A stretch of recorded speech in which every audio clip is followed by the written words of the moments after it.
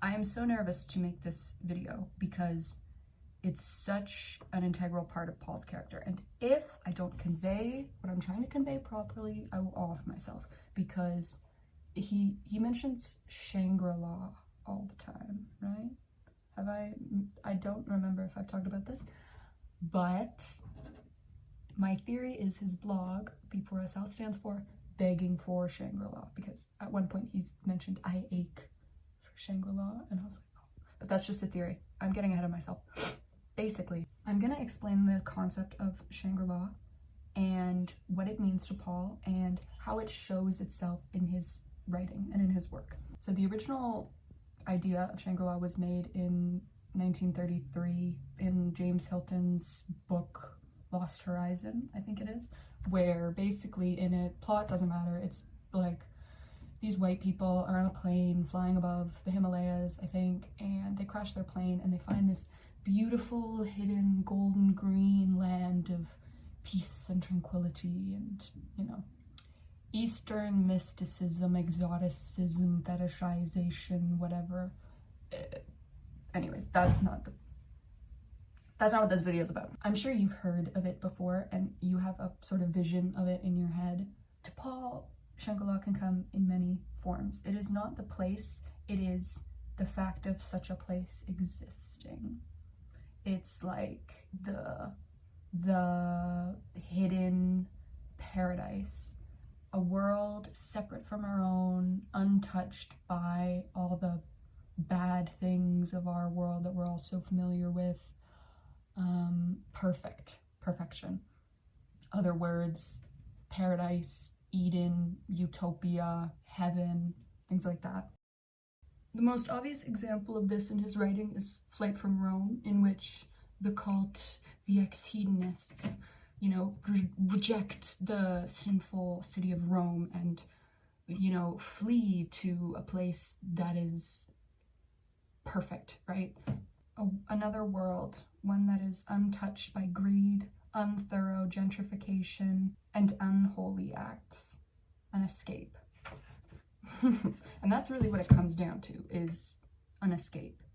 Also in Staying Deer, the camping trip is Shangri-La. It's a private, you know, escape from their own lives that's green and lush in the wilderness, right? In Bloodstock, it's a lie being fed to the workers by the masters under the name retirement. It's a perfect world, that the light at the end of the tunnel, you know, retirement, it's you know, it's impossible. And that's another thing I'll get to in a second. In 30 years, he doesn't touch on it as much, but it's meant to sort of be the completely homogenous, religiously homogenous Europe, which is also impossible because that's so unsustainable. Number one, there's always going to be people to rebel. There's always going to be people who are going to be like, oh, okay, I'm Protestant, but then secretly they're like Catholic.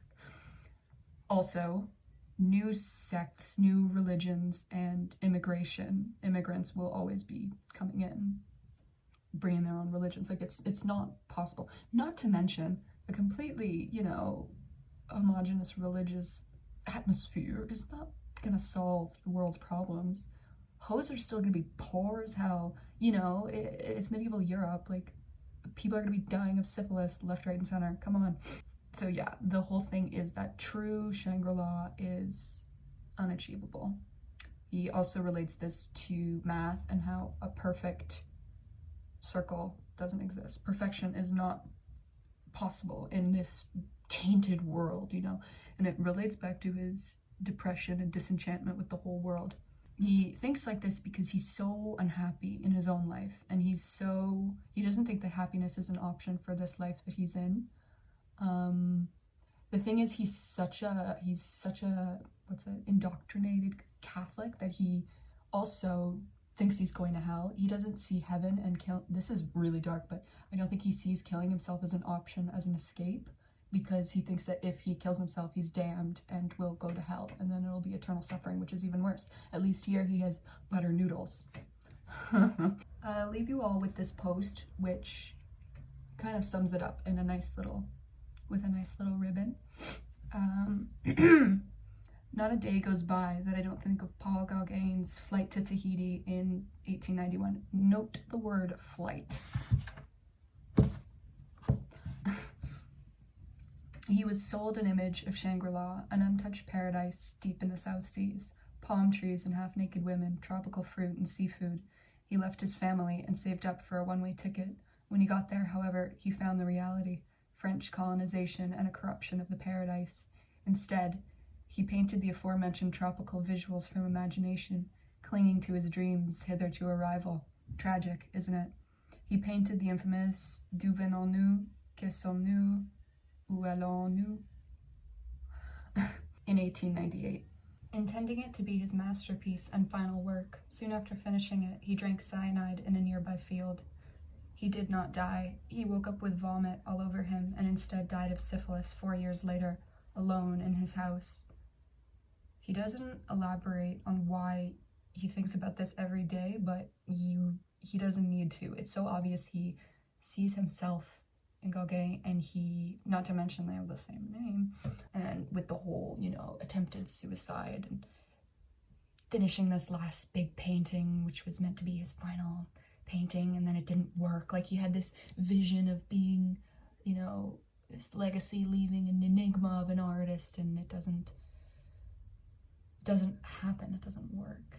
And the whole leaving your wife and kids thing is very stained dear.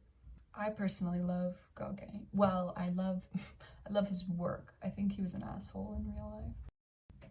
I don't know if you can see. Hold on. Oh god.